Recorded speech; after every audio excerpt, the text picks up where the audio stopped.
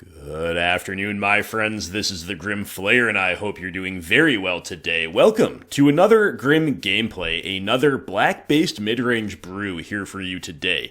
This one is a Liliana tribal deck, also known as a Rakdos depletion, featuring Tergrid, God of Fright. So the initial desire here was to develop a shell that could really maximize Tergrid, and I have covered her during my spoiler coverage, and the conclusion that I came away with, that I think most people share, is that she's probably too slow and too cute for modern. However, her power level is pretty darn high, and she is extraordinarily synergistic with a lot of the things, both halves of the cards this applies to, by the way, with a lot of the things that black-based mid-range decks tend to do. Very synergistic with sacrificing, opponent sacrificing permanents, so edict effects, or discarding cards, right? And also the Lantern half is a Punisher effect, but putting pressure on the opponent's life total is relevant too. That is how we eventually tend to win games. So, in theory, Tergrid can rock, Tergrid can jund, Tergrid can whatever, simply because she's so synergistic. In practice, again, a little slow, a little cute. If you are getting that value, that synergy, you are already probably doing at least okay in the game. However, I still wanted to really test the card, so I got to thinking, well, exactly what shell would be best for her? Do we just slot her into rock, or what? And her extreme synergy with Liliana of the Veil made me think that Lily of the Veil ×4 was the first name on the team sheet, and from there I got the idea to do a little bit of Liliana Tribal, because Liliana Waker of the Dead gives a 5th such effect, in terms of the +1 that is generally on plan and synergistic with Tergrid, and Liliana's Triumph then becomes another card that is both well-positioned in the meta right now, I would say, better than it has been in the recent past, and very synergistic with Liliana Tribal. The other thing is that the newer red threats, Spyro, Magmatic Channeler, and Kroxa, all of which are staples of the Rakdos midrange archetype, they all happen to play well with Liliana Tribal. So the genesis of the idea was to test Tergrid. I've also often wanted to make a Liliana Tribal deck, right? And when most people do it, it's like mono black or it's got prison elements. I don't think that's the way to do it, because the prison elements are kind of anti-synergy with Lily of the Veil, because the whole point of a prison deck, for example, playing Chalice of the Void is something I've seen people do alongside Liliana Tribal. The whole point of Chalice is to lock cards in people's hands. It is therefore anti-synergy to play a Chalice, lock them out, and then play Liliana, and +1, they're just going to pick the locked out cards anyway. You haven't really done anything that you weren't already doing, right? Whereas all of this stuff, even though it might be a little slow, a little cute, is very, very on plan, very focused, very synergistic. So this idea was mine, and as always, thank you to the Discord members for giving me feedback, for helping refine it, and thank you to Card Hoarder for the loan program that I'm using to do a lot of this stuff, including some really fun things. Like, we borrowed the box topper Liliana, super cool. We've got Lily Waker of the Dead full art promo. Sadly, they did not have any of the purple background Lily the Last Hope. That would have really completed this. And we got the full art Magmatic Channelers too, which is pretty cool. And for like the first time ever, I am not playing old bordered basic lands. We are playing Innistrad basics, both from James Pake, as an homage to where it all began with Liliana of the Veil in the set of Innistrad, trying out some new spicy Bloodstained Mires and Blood Crypts too, for your viewing pleasure. Around the top end, which again is Liliana Tribal featuring Tergrid, we do have a couple of other unusual selections that I did already touch on. 2 Liliana's Triumph and 2 Angrath's Rampage. These cards are really synergistic with the Lilianas and with the Tergrid. We have an absolute overload of edict effects, and that is definitely on plan. And beyond that, so you could regard these as flex slots where you might be able to play a Dreadbore or play some Kolaghan's Commands or whatever else it's going to be. In this case, we are maximizing the synergy with Tergrid. But beyond that, 3 Spyro, 4 Channeler, 3 Kroxa. This is our threat suite. These are our win conditions in addition to Planeswalker ultimates and so forth. And we have a very heavy presence of discard for Inquisition, 3 Thoughtseize. Between those and the Kroxas and the Lilianas, we are completely dedicated to depletion. And between the Channelers and the Spyros, we have a lot of good ways to loot away those cards if and when they're dead as bad top decks. One thing that we can't really do is interact effectively with the opponent's graveyard as things stand, and we'll be filling it up like nobody's business. So Nile Spellbomb ×2 is a good way to help us curve out with early cantrips, is a good way to keep our curve low despite our stacked top end, and is main deckable Graveyard Hate. And we are leaning more into Lightning Bolt than Fatal Push with a 4-2 split, simply because we want number one, to empty the hand as quickly as possible in the face of our own depletion and resource trading. And number two, with all of these Edict effects, we don't have quite as much need to lean specifically on Fatal Push's removal. Hopefully, Bolt can kill some early things or go upstairs like it always does. And on average, I think this is correct relative to a more traditional mid-range deck, which might want to play a 3-3 split or something like that. In the sideboard, there is a lot to like. Engineered Explosives is a nice card right now, and we are playing some utility in the form of Silent Clearing, Fiery Islet, Castle Lock Thwain, and I actually just realized now that I almost forgot to register my Savai Triumph. So I'm glad I mentioned this in the deck tech. Bro moment. Hey, another sweet promo gets in there. There we go. There's our Triumph. I think we're only supposed to play 2 Marsh Flats in my list, but I'm not going to look it up. Let's just do it like that. So anyway, Engineered Explosives has a lot of ways to be made into X equals 3. Just by the by, we can fetch one of them. That's the Triumph, the Islet, and the Clearing. That makes sense to split them for a couple different reasons, including that. We have 2 copies of Boil, 2 Cleansing Wildfire, 1 Kolaghan's Command, 1 Necromentia, a 3rd Fatal Push, and 2 each of Brutality, Extraction, and Ashiok. I think this is a good mix of sideboard cards that, number 1, attack the meta very well, number 2, fit our curve really well, and number 3, fill in the gaps left by our main plan of Extreme dedicated depletion. So this is a Liliana tribal deck. I think it is a really cool shell. I'm really excited to play it. Thank you so much for watching, and let's hope we get to test out some Tergrid today. Thank you even more to all Patreon supporters, and without any further ado, let's play some games. Alright, this is a relatively borderline hand, but we'll roll with it. The hope is that we can play Spellbomb on turn 1, it has text, and it helps us just be proactive, develop our board, develop our hand in such a way that will impact the board and will also empty the hand for the purposes of turn 2 Rampage into turn 3 Liliana into more depletion from there. OP with the Bauble, but notably no Companion. Could still be a Shadow deck and maybe a more traditional Grixis one. They're going to Bauble themselves for the Scry trick. It could be any number of things as well. They don't like what they see, so they'll shuffle it away into a Thoughtseize.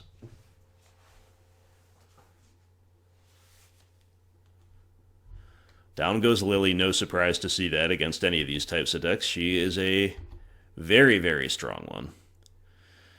As for us, we will draw another land. At least it is Castle Lock Thwain, but so far, so bad, really, for us. Okay, opponent going with a Bomat Courier. Got it. Okay, I get all this, I just don't know where, Lurrus is. Where's your companion? Are they main decking Lurrus? That'd be interesting. Nurturing Peatland, maybe. Alright, we're cracking Spellbomb here. It'd be nicer to do it with more targets in the yard, but we are getting a Bauble out of there, which is pretty nice. And we just need to see more cards. But our first card is a Blood Crypt. Our second card is a Liliana's Triumph. Let's have opponent sacrifice an artifact, because it is cool. We'll see you later, Bomat Courier.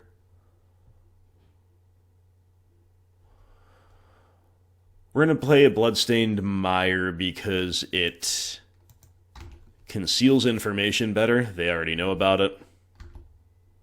Bluffing Fatal Push, etc.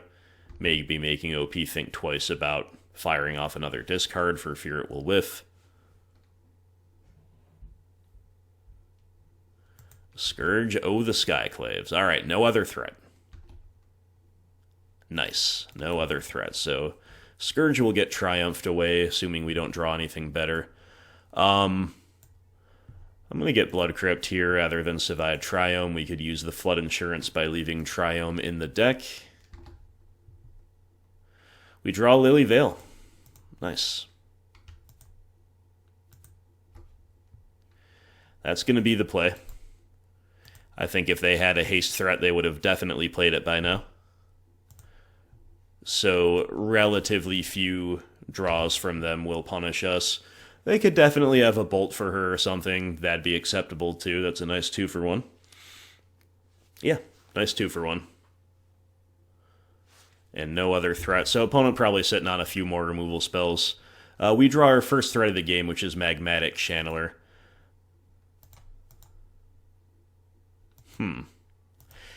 Yeah, even though I suspect removal, I'm going to play her. This 1-for-1 trading works to our advantage, given Castle Lochthwain. Okay. This is interesting. Nah, we can't do it. Nowhere close. But if we had 3, we could Triumph in a response just to blank the bolt, but not going to do that. I don't think I would, even if it would work here, right? Because answering their threats in this Jund Scourge deck is so important. Okay, opponent cycling, cracking peatlands, hopefully just playing another Scourge here and then saying go. Whispers of Emrakul. 4 card types, we're getting him to Turok. Oh, spicy. Hey, my friend Ironworks MTG will like that play. That is definitely a good one. That is definitely a good one. These channelers are coming at okay times. You know, we're not that sad to have some gas around, but just tapped out just enough to not activate Castle Lochthwain. An opponent does have removal for days, as we pretty much knew they would based on their sequencing. And they've got a Goyf, and we've got an Inquisition. Well, I'm going to use it, because it's going to hit something here. Thought Season TBR. Alright, pretty easy take of the TBR, I guess. And then we're going to take one big hit from the Goyf. And hope that Castle Lochthwain helps our top decks be game-winning here.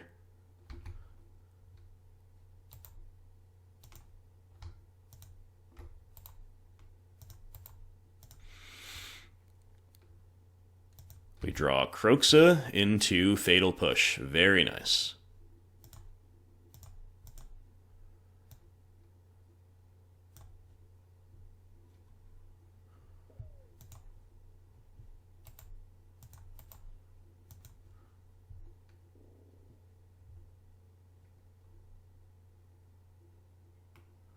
They picked the Thoughtseize, got it. Alright, so I don't think this Jund deck is that likely to play protection effects. They only have 2 unknowns anyway, and there's a lot of incentives to hold the push. Because they're a Temur Battle Rage deck, they're a discard deck. Either way, push was an incredible draw. And that's the concession. Very nice. Alright. They know the writing is on the wall with Kroxa. Good game, well played to OP. EE seems great here. K command, the second push. As far as what comes out, probably not all that much. A couple Thought Seizes. Yeah, probably a couple Lightning Bolts. You could play a single Ashiok here, I think it'd be fine, but I don't think I'm going to. I think I like it quite like this. Alright, we'll keep a really nice hand. It's 5 pieces of interaction and 2 lands. And granted, the lands are a little painful, but on the whole, this hand is pretty nuts. 2 Inquisition, push, bolt, K command. And we have drawn Liliana's Triumph. So just don't Veil of Summer us. They don't have Veil. They have Shadow, Push, Bolt, Goyf, and a one-lander. Let's just take the Goyf because it's the most proactive play they can make if they hit a land in the top 3 cards, which you expect that they will. Interesting that the opponent didn't Street Wraith in response. I know that would make our discard better, but they would also have the upside of hitting Veil of Summer if they play it. So it's worth wondering, do we definitely suspect they don't have it or what? Either way, they don't have green, so that's cool, I guess.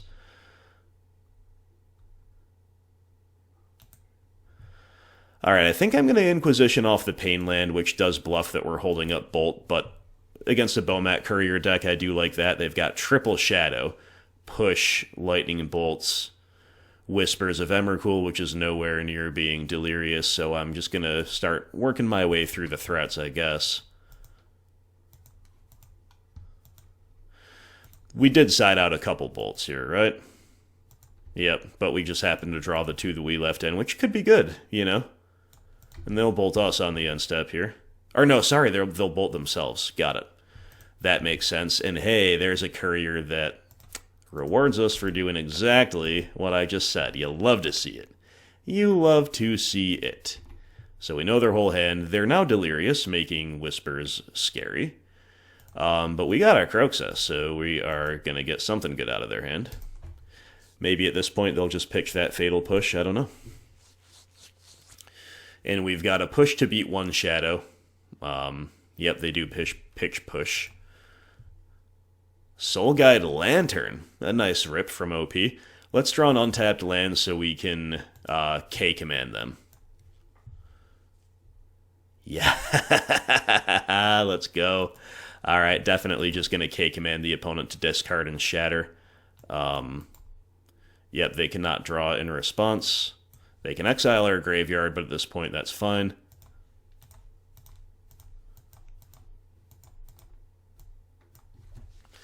And we've got Liliana's Triumph to beat the other Shadow. Well, assume they probably picked Whispers here and just keep both Shadows. Yep. Oh no, they picked a Shadow. They're holding out for that Delirium, that Hymn to Turok mode. I understand it. It's very nice, very powerful stuff. We draw Castle Lock Thwain. Yep, I'll play that out. It's going to give us a lot of options here in terms of what we want to do to try to beat this Shadow. I think I'm supposed to say go here. We definitely had a chance to bolt it, but at this point I don't even need to bolt it. Opponent's land screwed, and they're saying so in the chat.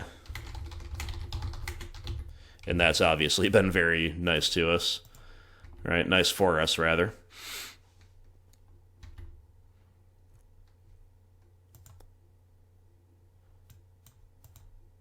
Alright, I'm going to go for a Triumph here.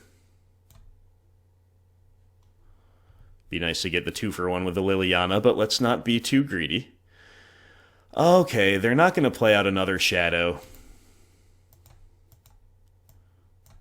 Let's crack our clearing, I suppose. A little counterintuitive with Lock Thwain, but that's okay, we'll live. An opponent will then know about our Marsh Flats, eh?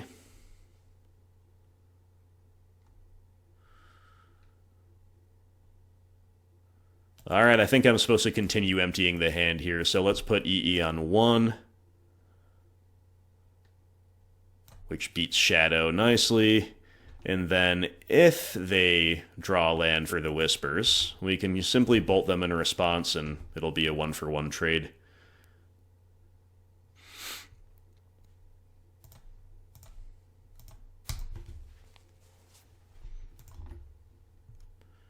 Down goes our push, so their hand is Shadow plus 1 unknown. We have an EE on board.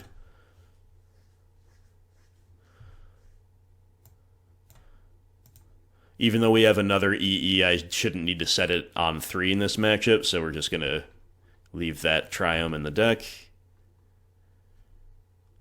Alright, we draw a Swamp. Castle Lock Thwain is the only reason that's not a terrible draw. Scourge of the Skyclaves. Scary.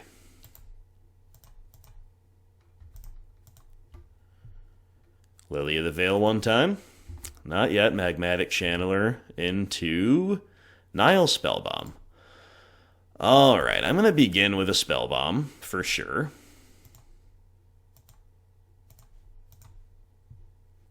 Clear out that huge graveyard on the other side of the table. See a fresh one. We draw another Spellbomb, fair enough.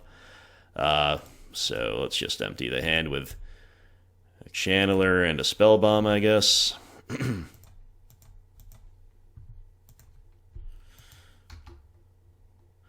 Our Channeler is a 4/4. Not as big as a 7/7, but pretty big. So if we take this hit, we could realistically kill them on the crackback. I think I'm taking it, right? Right. Can't bring myself to chump block. Oh no, they ripped Bolt too. Alright, GG. Fair enough. Fair enough, fair enough. I think making them have that is fine, but they sure did have it. Okay, we have a game 3, and I probably don't want to do anything terribly different here. Yep, you could advocate for a few different things, but I think I am just going to run it back. An unexciting, but ultimately fine keep, I guess.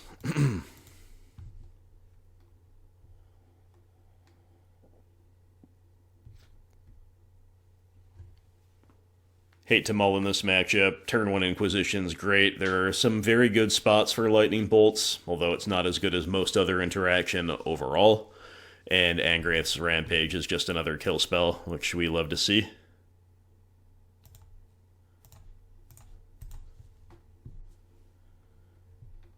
It's kind of rough with all that, all that time spent at 3, 4, 5 lands. We never drew a Planeswalker or a Terror Grid, but such is life. Opponent on that double courier, Shadow, Scourge, Goyf Plan. Are you kidding? Jeez, that's incredible.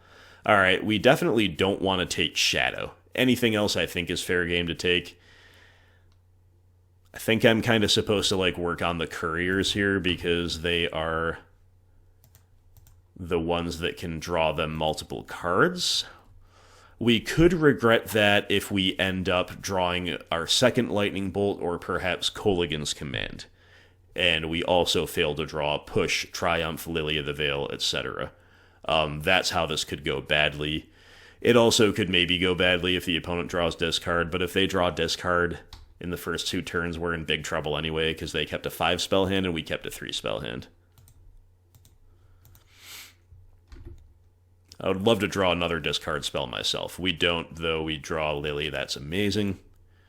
So this can really reward our play.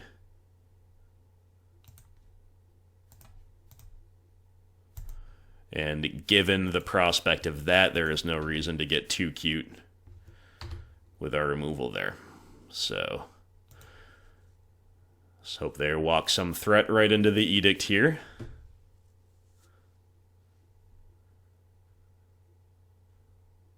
Is it Goyf? Is it Scourge? It's Goyf. We draw Lily the Last Hope, too. I think I'm supposed to Affection Shock here to get a second red for Kroxa in case we ever find him. And to have better mana in general.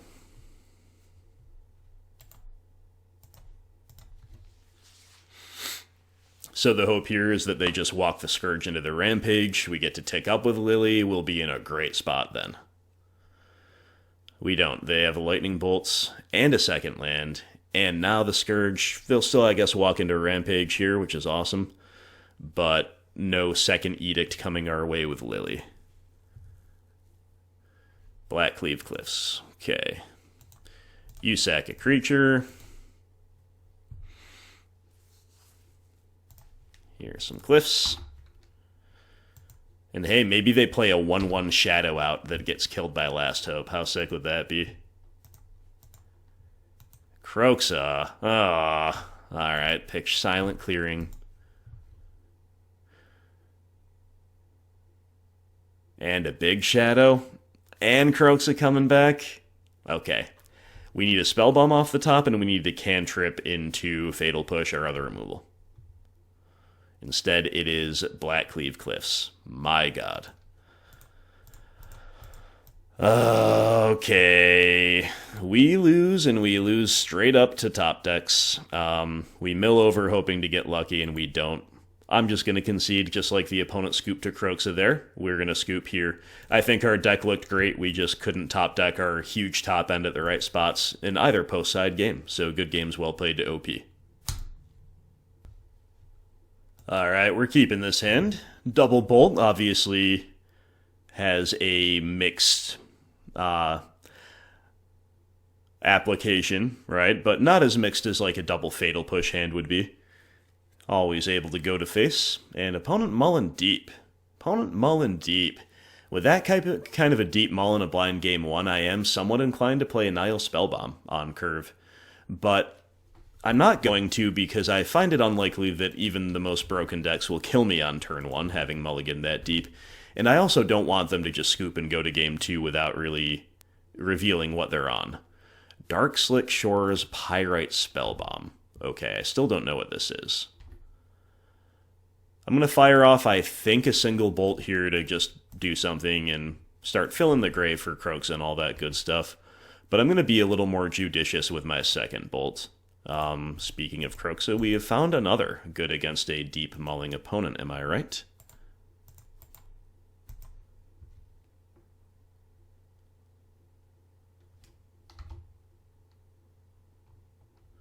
Welding Jar. Alright. Mercadian Masks Island, I dig it. I dig it. Chalice on 1. Wow. Wow, and we draw Lightning Bolt. GG.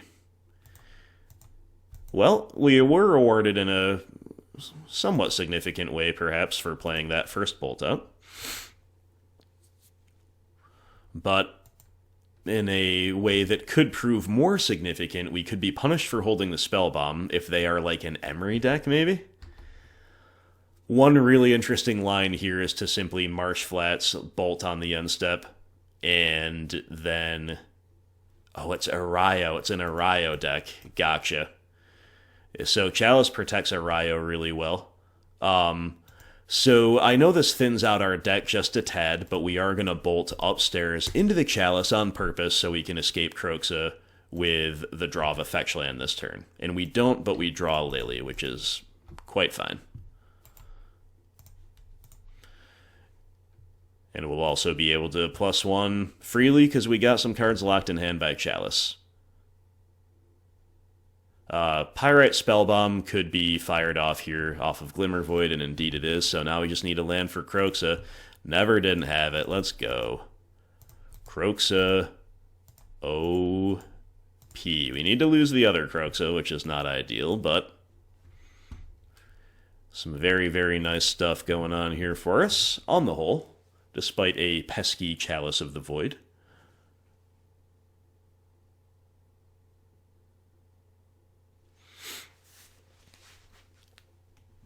OP with a bauble. Ooh, cracking it right away is going to mean they're likely to discard whatever it is to Croak, so they do protect their life total that way. I don't know how intentional that was, though. Witchbane Orb. Alright, I'm not going to throw any of these other things out into the Chalice. I don't really want to show OP the spell bombs. We can do the bolt at instant speed. And they're probably less likely to kill Kroxa than they are to bounce it. So I don't even know that filling the graveyard back up matters much. So that's a nice easy game 1. Depletion OP. Let's get K command EE.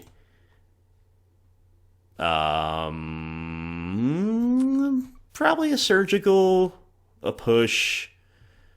Killing Arayo, killing Emery is pretty important. You could argue for like an Ashiok. Couple boils are not the worst either, but let's maybe take it a little bit easy here. I'm going to trim, unfortunately, some of our cool top-end stuff. It's really important to interact early with a deck like this. And you could go a few different ways with exactly how you want to configure. but I'm thinking something like this is probably pretty good. Maybe we actually want to cheat away from Chalice Locks on 1 a little bit more than we were. Something like this seems okay, but you could go in a wide variety of different ways. This is a nice keep against a mulling opponent. We got Bolt or Thoughtseize T1. We got Rampage T2, and Kroxa is the alternative. Admittedly, Tergrid we're a long way away from, but that is what it is.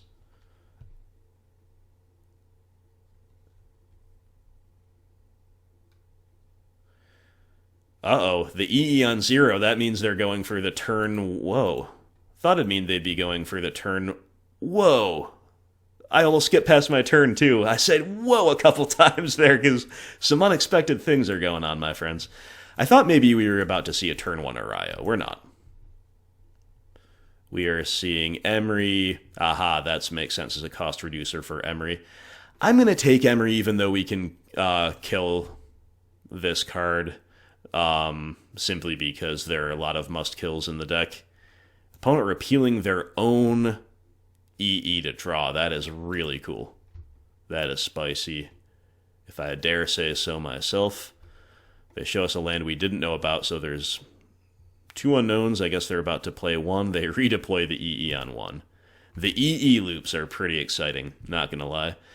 But you know what's even more exciting is good old Kroxa, Titan of Death's Hunger. The problem is our depletion's so good that we're not even gonna get to, resolve Tergrid and have her matter, right? The opponent will be depleted before this even gets online. Ipnu Rivulet, Talaria West was the pitch. 2 unknowns still in OP's hand. We draw Inquisition, which I think is probably correct to fire off here. More so than Spiral, although that is our alternative. But I like Inquisition, hold up Bolt here. Whir of Invention. Alright, we might be able to beat this with a Rampage, but I guess not, because they'll probably sack EE. If it's really worth protecting, it's just a Mishra's Bauble they get. Intriguing. I think we are going to go ahead and Rampage away something. This follows the signal of our hand as far as Spyro is concerned, right? And now that I know what they have left in hand and what they got, I don't feel like I need to hold up Bolt at all. Alright, we've beat the EE loop. They can no longer repeal their EE if they draw a repeal. So I guess that counts as something, right? And all else aside, we are just filling up the graveyard again for Kroxa. Bottled Cloister. This card is nuts against us. It's protection from discard, and it draws them a fresh card every turn, basically, which is really silly. This card was like my least favorite thing about playing some of those old Lantern or Lantern-adjacent decks. That is a frustrating top deck.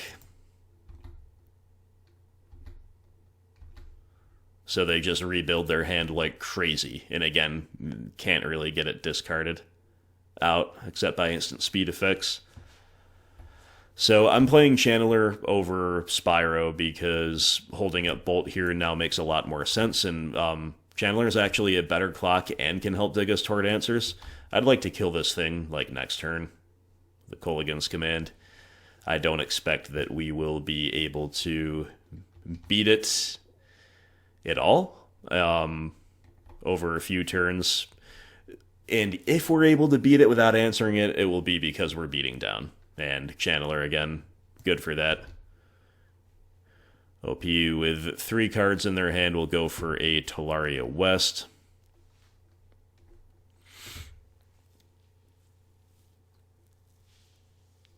For EE, got it. Mox Amber, got it. Alright, with no creature in sight, I'm just going to race by bolting upstairs, which is going to be mana efficient. Increase our clock directly and indirectly. Untapped land for Kroxa would be just fine with me, I guess, although then we're getting wrecked by EE, right? Okay, Magmatic Channeler. Attacking for 4 versus activating. I don't think we're supposed to activate. Ashiok is... They've already done a few searches here, but maybe I just like Ashiok here. I think I do. We'll see how it plays.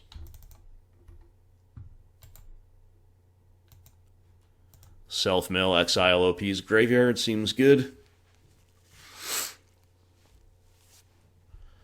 They see a couple of our remaining cards. We see... we don't see anything new. Yeah, you know, if we go to a game 3, I'm maybe a little less interested in Lily's Triumph. I don't even know if Surgical Extraction is that correct, but I thought as a 1-of, it's a relative free roll. But the grind and protection of Bottled Cloister is going to be a continuing problem for us. We'll see what the OP can put together this turn with 4 cards. 4 lands plus a Mox Amber, potentially activatable. Psymaster Thopterist. Yeah, that's a good one. That's a really good one. Into maybe an EE. Yep. Alright, OP's got chumps for days and eventual win conditions as well. Lily the Last Hope. Well, that's really good against the Thopters, actually. Sure. I mean, we still have a lot of problems, but our deck is putting up a really good fight here. And I'm just going to get another attack in, because at this point, like, it's probably correct to try to cheese him out with, like, a Bolt plus a Kroxa trigger or something like that. Or Bolt plus K-Command Shock, rather than it is, like, outgrinding the Bottled Cloister deck. But we'll see. This is a really interesting match either way, and if they didn't rip Bottled Cloister at the exact right time, I think we would be absolutely crushing this game too. Not that we haven't had a good progression too, it's been fine, but we have so many good cards, and a lot of them are roughly equal power level in a vacuum, or in this matchup particular. Bottled Cloister is like a true outlier as far as power level goes against us, right? Emery milling over some arties here. We can certainly start working on that with Ashiok, but there's becoming too many threats to answer, it seems. And yeah, Sai is going to chip in at Ashiok. That makes a lot of sense.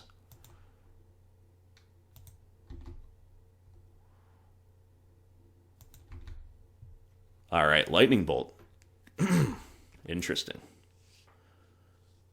So we can Bolts and shrink Sai, and therefore kill him. And then we can just clear the graveyard out to make Emery bad for 1 turn. Another thing we can do is, no, we can't lead on Spyro, because then we're not bolting. We could still lead on Spyro, but I think we're supposed to bolt something. The question is simply, do we care more about Sai or Emery? Emery's got maybe a higher ceiling with our Liliana down, but I think I'm still going to kill the Sai and hope Ashiok is going to take care of Emery nicely enough, at least for long enough for us to get there.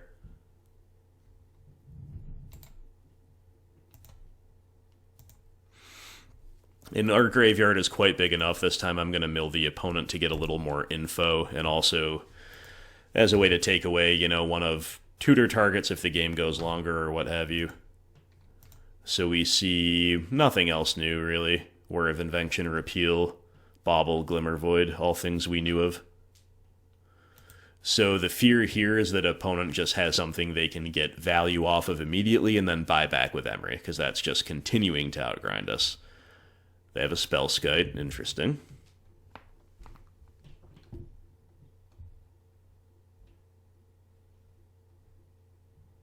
And a Chalice on 2. Alright, don't care about either of those things directly at the moment. A couple of big asterisks besides that, but you understand, I hope, the the call here. Lily of the Veil.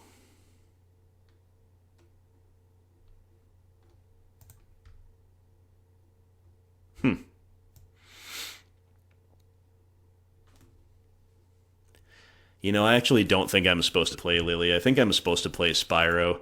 They can just buy back the Spellskite after we Edict, right? So let's play Spyro to go wide to protect our Planeswalkers and to pressure their very low life total.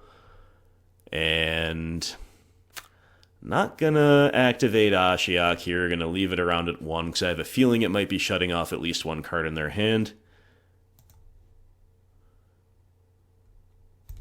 And let's try to shrink the Emery. We also have Last Hope Alt as a eventual win condition. However, it is turn 9 and we have not found our 4th land to escape Kroxa, which is pretty rough. And now I guess even rougher because Chalice is down. And the Thoughtseize is also a dead draw because they have Bottled Cloister. So a lot of things not going our way. Ooh, they tap down to 4. That's interesting. Luris of the Dream Den, okay. And a Welding Jar. Some decent synergy there. We gotta kind of kill Luris now, because Lifelink is just real annoying. Blackcleave Cliffs, possibly the worst imaginable draw. So now I think basically our only win condition is the Lily ult.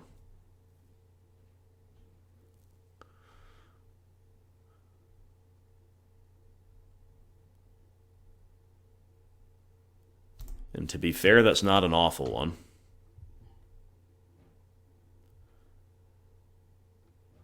So let's just protect the Lily.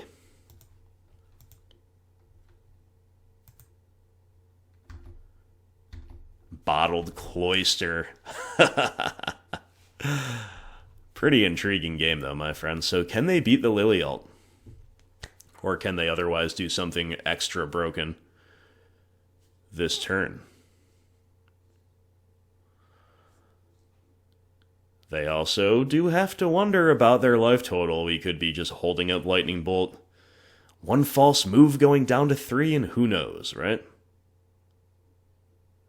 Ashiok, I think, putting in a ton of work here, even if we don't get there. Witchbane Orb. You have Hexproof. Well, there goes Lightning Bolt. It's a good option here.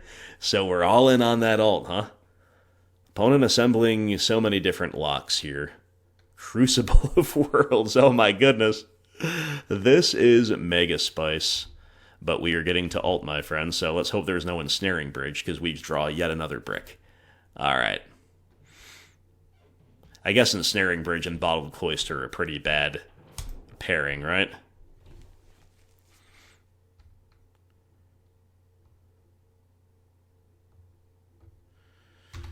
And we can activate Castle Lock Thwain, I guess.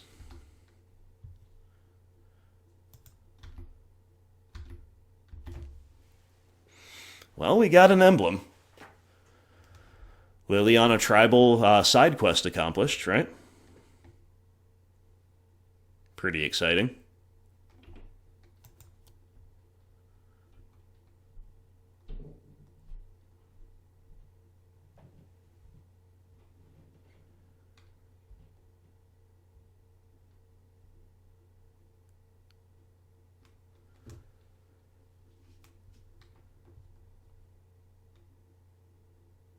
OP tapping very carefully over there.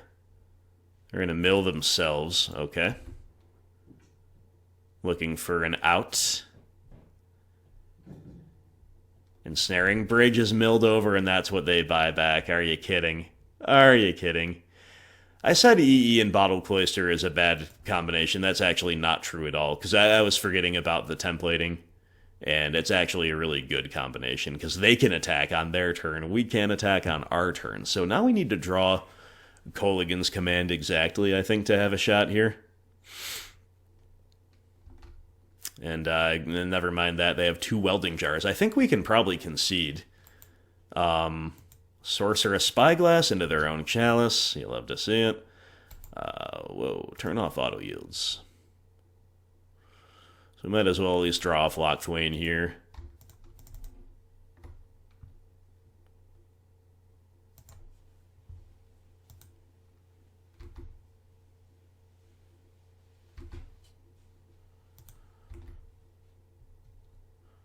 We are bricking. We are bricking indeed.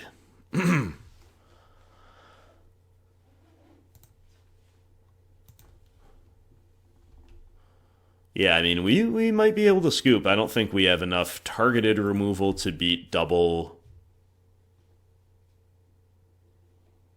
welding jar. And actually, our rampages, one of which is already binned, are shut off by Chalice of the Void. I think it is quite possible for us to concede here.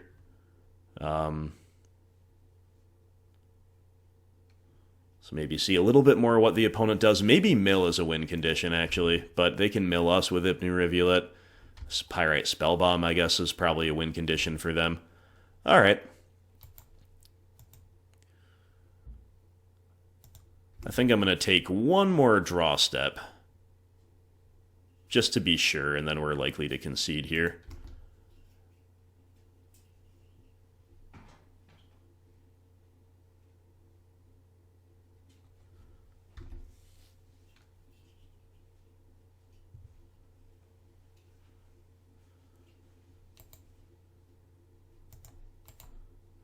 Better crack clearing rather than Locthwain, simply because our life total is under some pressure here.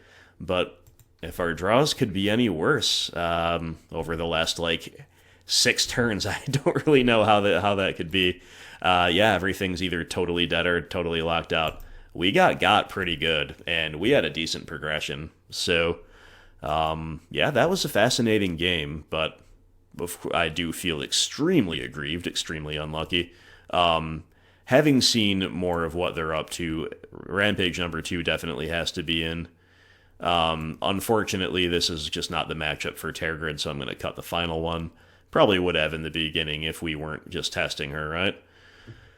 Everything else looks about right. There is such a thing as too much removal, so I think leaving the 3rd Fatal Push on the bench is fine. Do we want Surgical? Maybe I'm going to cut it because they have so many probably one-of hate pieces and a few different routes to victory. I think I'm just going to bring back the Channeler. I could also see playing a second Ashiok.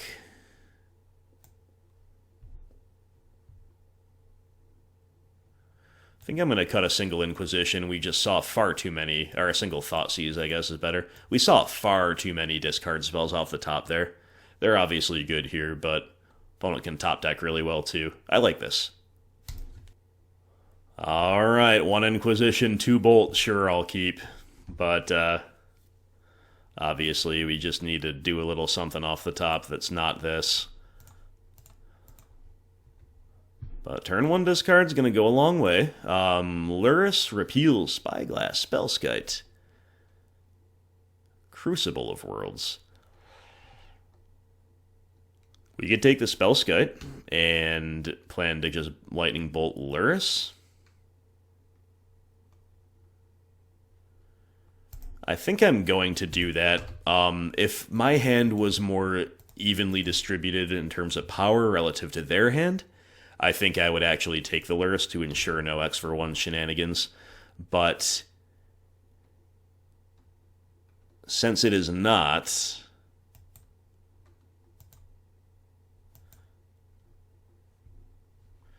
I'm going to go ahead and just take their most powerful card, and Spellskite definitely lines up well against these Lightning Bolts, but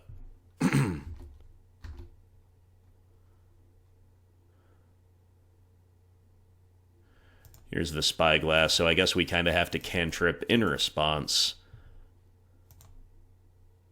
giving them a little more info off of Spyglass. They now can name EE or Bloodstained Mire. But either way, they'll know about our bolts too, so that's a good card for OP to have in that spot, no matter how you slice it. And OP's looking at a Ghost Quarter Crucible loop potential as well, which is pretty rough. We draw Magmatic Channeler, which is pretty nice, though. This is a nice one.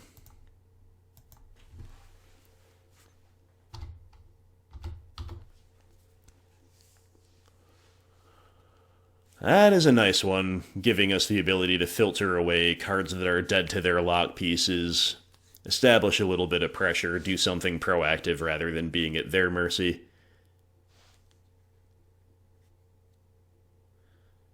And Triome on 3 is, or Triome enables us to play EE on 3, I should say. So EE on 3 is definitely live.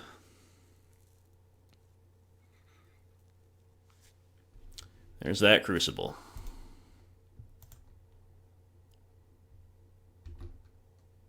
We draw Silent Clearing. Alright. Discard our dead Bloodstained Mire. Nile Spellbomb our Lightning Bolt.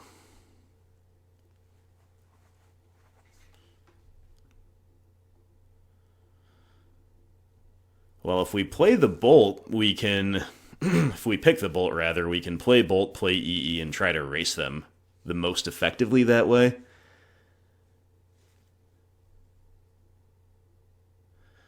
think we're probably supposed to do the responsible thing, though, and take Spellbomb.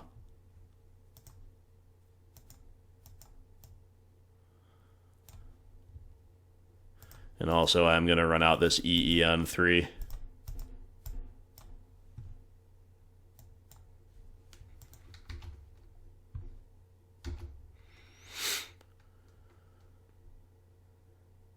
Stopping the Crucible Ghost Quarter loop from taking over everything. Well, maybe not. They rip a Welding Jar at the right time. There's also Repeal. And another Spyglass. What did I miss? Anyway, they should know about both of these cards in our hand already, so they're going to name something else. Just let it resolve, definitely. No need to do anything in response. The only thing we could do is useless, cracking Spellbomb without the activation cost. Able to be paid for the draw, and they will name Spellbomb, but again, nothing we could really do about that.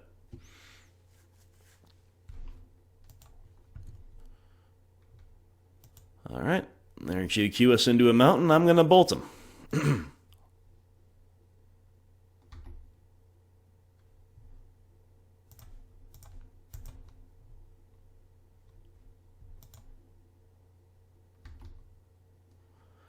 Liliana's Triumph. Not what we need, so let's dig for something else. A Spyro and a Channeler. Alright, let's just play a Spyro, try to go wide, I guess. So, bolt you.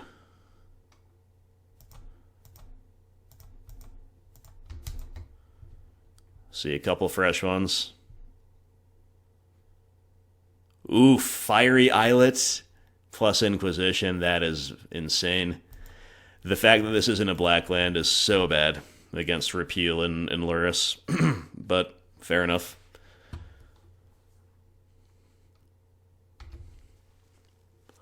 Chandler's now a 4/4.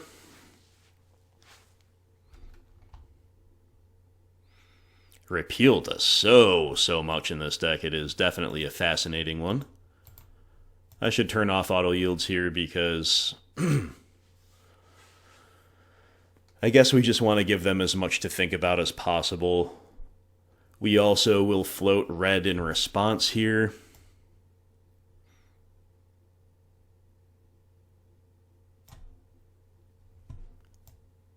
I guess. But now that we've played a Spyro, doesn't really make as much sense to crack EE on 3 to force the Welding Jar trade. I guess we're probably not supposed to. So he just took a point of life for no reason, right? But whatever. Fatal Push. Alright, Inquisition, let's go. I'm going to start there. Then we'll see what we want to do with our threats. But we know we get to at least get Luris here. They're going to repeal the Channeler. Should we activate in response? I think I shall.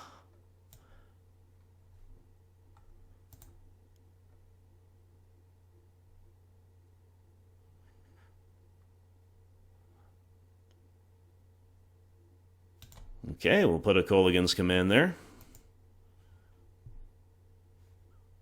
Then Inquisition should resolve. We see Luris plus Bauble plus a Bottled Cloister, our arch nemesis.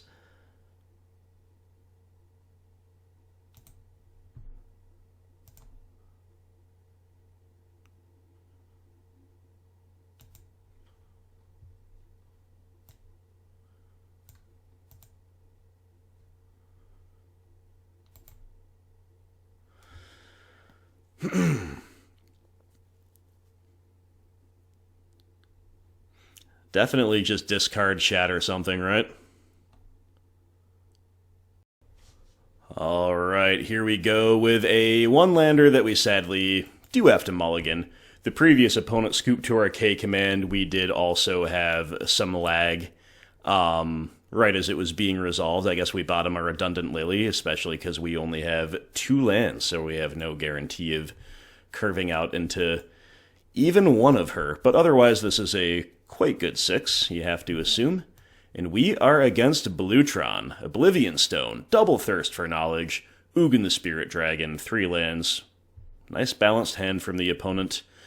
I think we have to just kind of assume we are going to not get Troned before Lily is getting a lot of cards out of their hand. So let's take away one of the Thirsts for Knowledge. We can Rampage away an O-Stone. And we gotta fade some top decks. We gotta draw our 3rd land. Liliana's Triumph, huh? Alright, not a very good one, so let's just go ahead and play an Isle Spellbomb. Hold up the activation.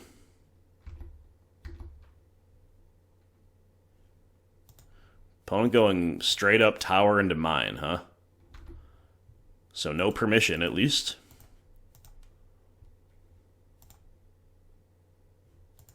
And there's the 3rd land. Very nice. So, it's Liliana time.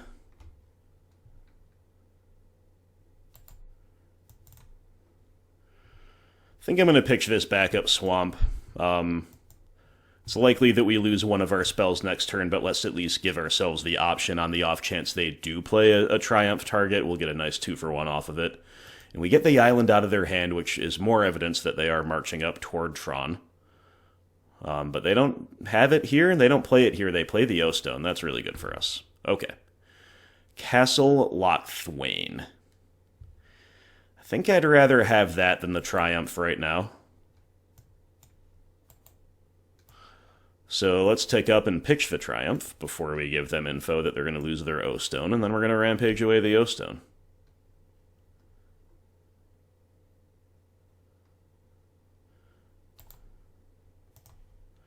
They pitch a backup Urza's Mine. Got it.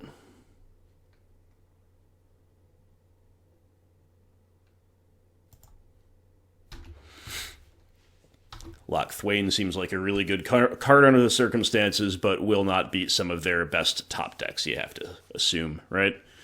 OP main phasing a Thirst for Knowledge, looking for the best land to play, basically, and the best way to sculpt their turn in general, but they don't find a land at all, which is a dream come true for us. And we find Lily Waker of the Dead. Depletion. Depletion, my friends. Can you feel it? Wouldn't be surprised if we saw a scoop to this. They're still, I guess, 1 Tron land away from wrecking us, though, off the top. So, probably not. So we haven't seen Tergrid really at all so far. That's the bad news. The good news is we've seen a ton of Lilianas, especially Waker of the Dead, making big cameos here. Honestly, she's been very impressive. And that is game one. Nice. Nice. Depletion. Who needs land destruction when you have hand disruption, am I right? Colligan's Command. Cleansing Wildfire. Honestly, I think I'm supposed to play Boils here. Maybe one Brutality. Necromantia is good against Tron. You can make arguments for a couple other things as well, like a Surgical in combination with the Wildfires. Some interesting thoughts here. I think I'm going to cut a couple Triumphs. Last Hope's an okay win condition. Unfortunately, we do basically have to cut a Tergrid here, I think. Too slow. The pushes can go. Trim a Bolt. Maybe sideboard. Not quite so heavily. Cutting a... I'll just cut another Bolt. Seems okay. Again, I think you could make a couple other accommodations here. Brutality, number 2 seems okay. An Ashiok seems alright. A Surgical seems okay. Let's do it like this. I think we gotta keep. I'd love some pressure. I would love a turn 1 discard spell, but we have Cleansing Wildfire, and that's pretty big game. We also now have Boil. Sure, I'll take that.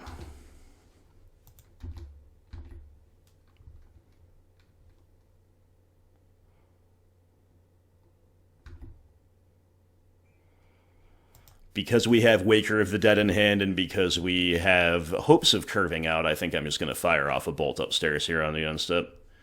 There's also a very off chance that the opponent will remand it just to draw a card or something. That's not going to happen, right? How about these Bloodstained Mires? Nobody loves Onslaught fetches more than me, but these ones look pretty cool. I think they fit the theme of our Liliana Tergrid deck really well, and they're cool in their own right.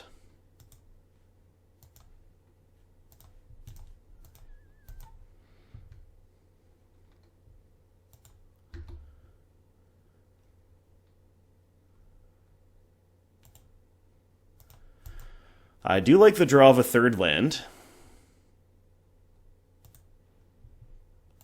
Just go for a Wildfire here. Permission seems pretty likely, but it's not guaranteed. Remand, sure. At least they didn't get to fire off the map there. It would be really nice if they had to fire off the map here to get a third land drop. That would be nice.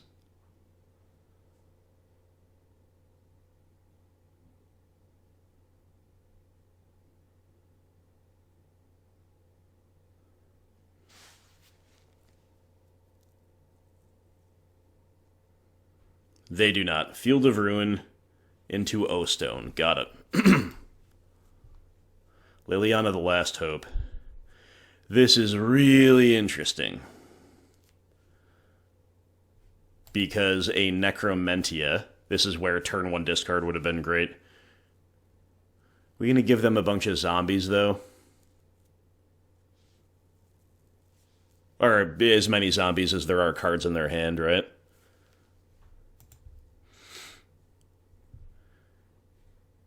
Is it better to just Wildfire? I'm really not certain. I think we're going to just Necromantia on Urza's Tower and see how that does for us, but I can see a few different lines here.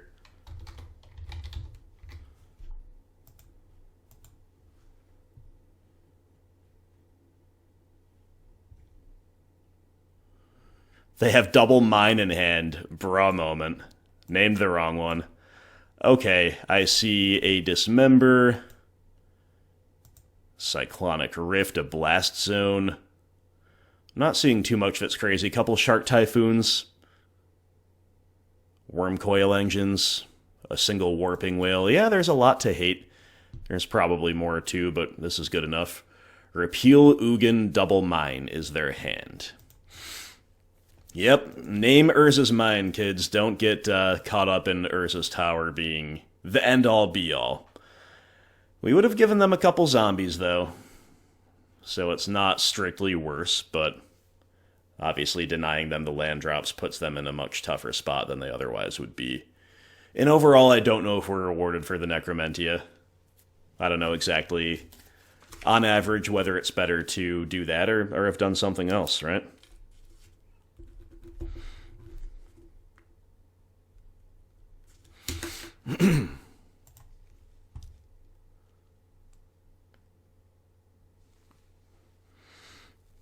Alright, Inquisition seems fine here. Let's lead there.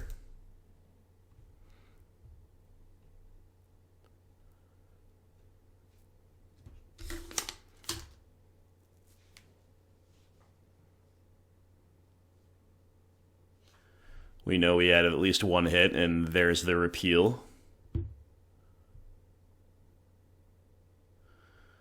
Yeah, I mean, eventually repeal's going to be tough to beat, right?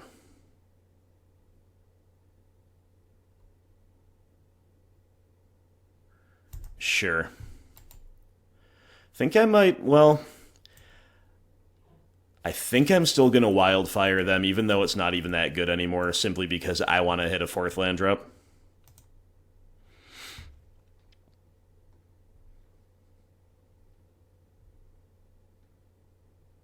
They're just stacking up their blue sources now. A little surprised to see them not get like a blast zone or something with utility, but fair enough. We don't get rewarded with a 4th land, but we see another card, I guess. And honestly, them getting these islands is pretty decent for our boil.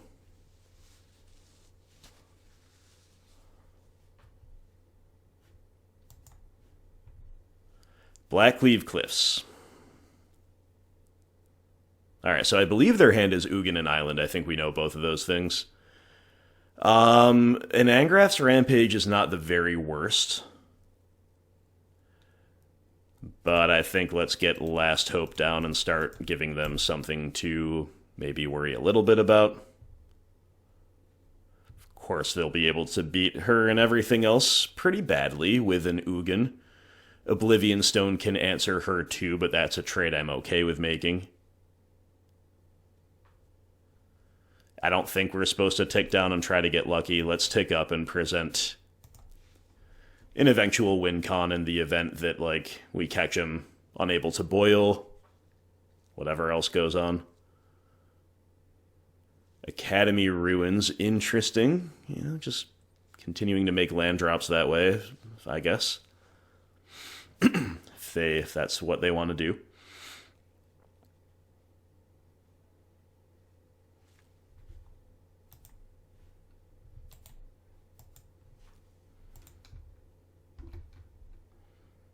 Blood-Stained Mire. They can also repeatedly Oblivion Stone us, I guess.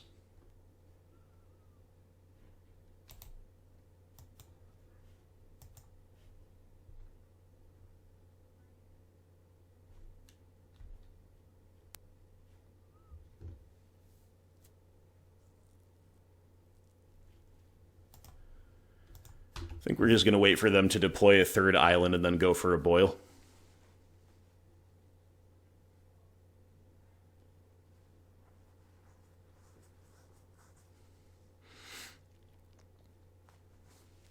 Alright, they are going to O-Stone away right now, our Liliana.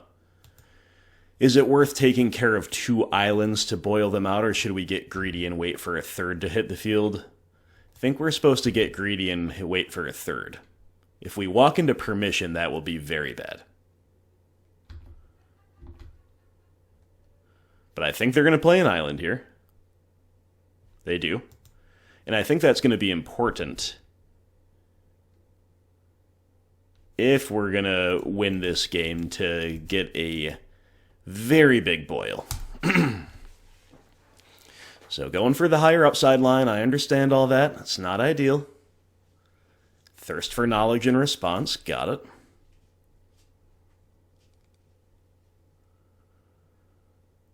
Not ideal in some ways, I should clarify, but again, with Ugin waiting in the wings, Might be necessary. They can fix their own mana after this a little bit with Field of Ruin, but it's not going to be the same.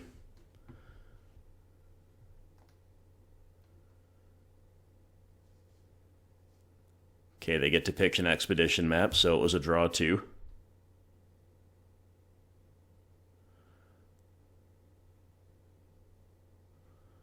Oh, and can they maybe then field into like a remand or something? Would that even be good? They're fielding us. Well, we'll see.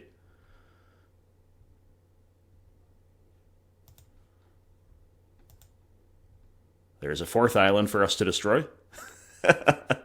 It better be a hard counter. No, it's a remand, huh? Okay, I mean, we've been remanded, sure.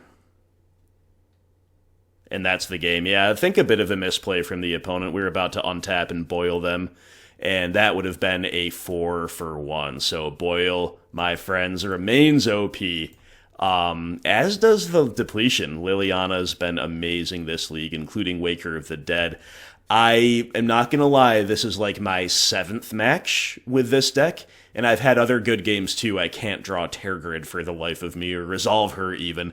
This is reminding me of like when I didn't, when I registered Shadow Spear and just never used it for the longest time. Same type of thing. So, I'm happy that we have a different sub-theme other than simply Tergrid here, because we didn't really get to see Tergrid, unfortunately.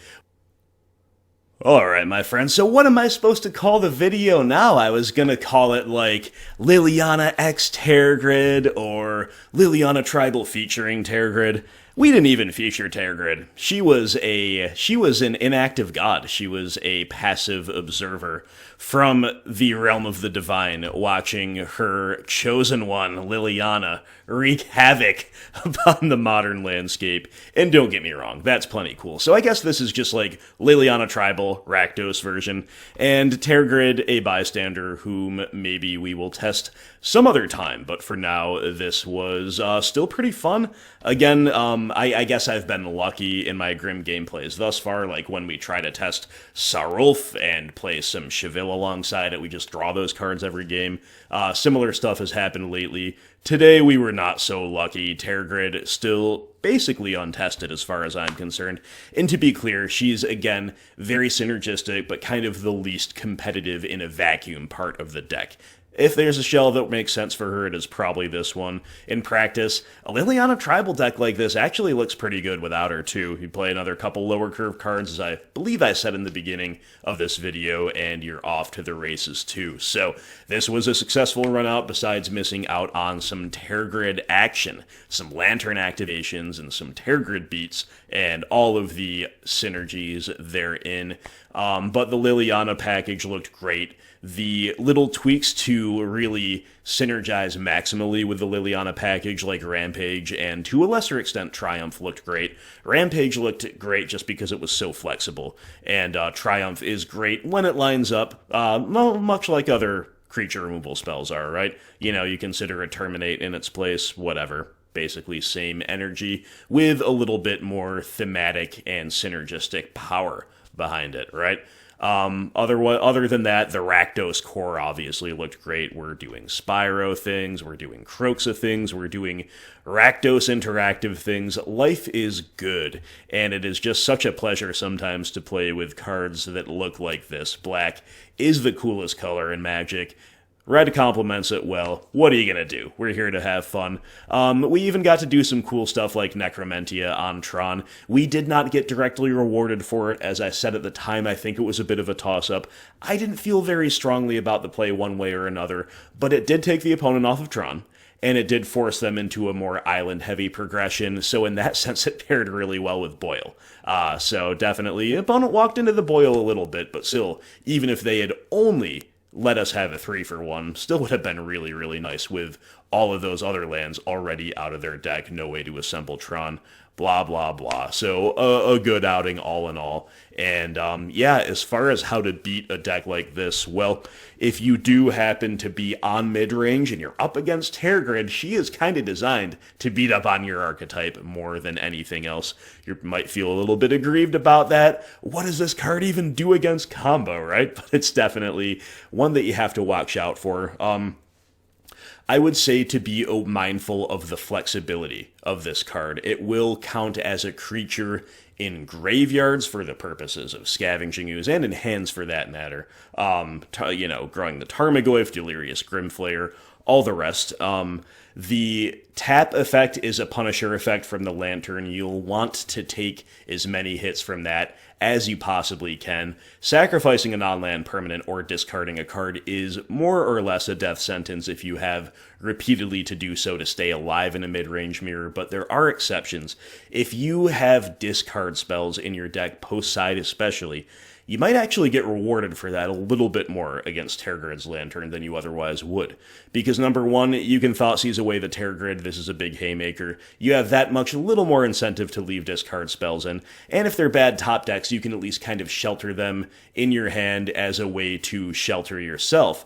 Rather, you can hoard them in hand as a way to shelter yourself from these Lantern activations. And even though the front half is good, I think the Lantern, even in a mid-range grindfest, is more realistically going to be the thing that is cast. They're just not going to hang on to it until one more turn goes by. They can finally deploy the more powerful god. They're just going to get the Lantern down, get an activation, get some guaranteed value. Of course, if they already have five lands and Tergrid is the top deck, all bets are off. But keep that in mind, the power of discard at answering this card before it hits the field, and in terms of preventing the Lantern activations from immediately burying you. They will before long, but from immediately doing so, just a couple things to keep in mind. Remember that Tergrid has Menace. Menace is an easy keyword to forget about because it's not as lopsided, overwhelming, or flashy as many other keywords. So sometimes you make attacks and you leave back a chump blocker and you forget about the Menace, and that can be the end of you. So remember the card has Menace. Otherwise, Tergrid admittedly a little bit win more. If your opponent is already, as we have said before, activating a Liliana of the Veil against you repeatedly, you're probably in a bit of a mess. Tergrid can really take that over the line. Value cards like Seasoned Pyromancer, if you're on Jund or Rakdos against her, Lingering Souls against Abs, and the expendable bodies that can maybe race the menacing threat as well as weather some of those Lantern activations a little bit better than other things might. Beyond Tergrid, if you're against a Liliana tribal deck, if you see Liliana Waker of the Dead, that might be a sign the opponent's just a little Liliana happy. And, you can definitely watch out for Liliana's Triumph. This you should conceive of mentally. If you think it might be in the opponent's deck, or if you know that it's in the deck because you've seen it, you can kind of put it in the same headspace as a Kolaghan's Command. Obviously, it's a different card, but it can punish you on your draw step. This is an instant speed edict, and it can take away the card that you just drew in a top deck war if there's a Liliana Planeswalker active. So all of your sequencing, you should bear that in mind a little bit, play around that to the extent that you can, whether it be by, destroying a Liliana Planeswalker in response to this, for example. That's definitely live. Keeping instant speed cards in your hand in general, maybe keeping a discard fodder in your hand in general. Things like that do come into play. Otherwise, I think on mid-range, the play patterns against Rakdos. You have to answer Kroxa. Or you have to somehow stop them from getting the fourth land drop, or keep the graveyard clear is really the way to answer Kroxa, right? This card will break the mirror in half. The Liliana Planeswalkers will break the mirror in half. And Seasoned Pyromancer, another very, very high impact card. Don't be afraid to make any kind of early trades that you can, as long as you're not walking in to the Kroxa or the Spyro X for wanting you when the dust settles. You have to have a plan to beat these cards. If you have discard targets, such as these cards, such as Spyro, really putting Croaks in the bin, not necessarily the best thing you can do for your own health, but you've got to be able to lose your early plays at the expense of taking away their cards like Spyro. Spyro is more powerful than most mid-range cards. It just is. It's more powerful in a mid-range mirror than anything Rock is doing, really. Straight up. Like, in a vacuum, all else being equal. Situationally, every other card can be more powerful than it, but overall, the power ceiling, the grinding potential of Spyro, very, very high. So, don't feel obligated to, like, take their Bolt to protect your Bob, and leave them a Spyro. That's just not going to do it for you. They've got a whole fistful of other removal spells to draw to, and the Spyro is going to guarantee them a very, very low rate of fail off the top. Whatever they need, they can dig to it with Spyro and accrue value along the way, and then accrue value out of the graveyard after you've dealt with this guy. If you don't have a Spyro deck of your own, you don't have that luxury, so this is arguably the number one discard target, alongside probably the Planeswalkers. Magmatic Channeler is kind of the Tarmogoyf of decks like this, in that it's very powerful. It can get large stats in a relatively short order, although not as easily or as high ceiling as Goyf. It also has the additional element of card selection. But beyond that, another very important way that it's like Goyf is that it dies to removal. It didn't draw a card, it's not recursive, it doesn't have protection effects, etc., etc.